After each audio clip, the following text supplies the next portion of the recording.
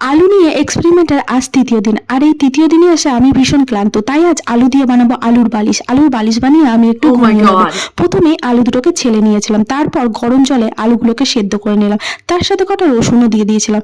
তারপর আলু আর রসুন সেদ্ধ হয়ে গেলে ভালো করে কাঁটা চামচ দিয়ে এগুলোকে ম্যাশ করে নিলাম।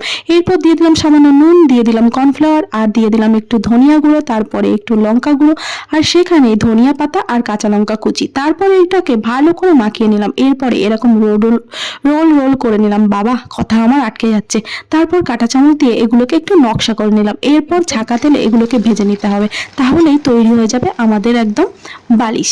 আর এই বালিশটাকে আমি বেশ লাল লাল করে ভেজে নেবো। কেন এটাকে বালিশ বলেছিলাম তোমরা এবার বুঝতে পারছো, দেখো কেমন ফুলে গেছে। তৈরি হয়ে গেছে আমাদের বালিশটা না সস দিয়ে খেতে দারুণ লাগছিল, তাই ভাবছিলাম এটাই ঘুমাবো না খেয়ে নেবো। যাই হোক, বালিশ যখন তৈরি, যাই ঘুমোতে যাই, তোমরাও বানিয়ে ঘুমিয়ে পড়ো। টাটা।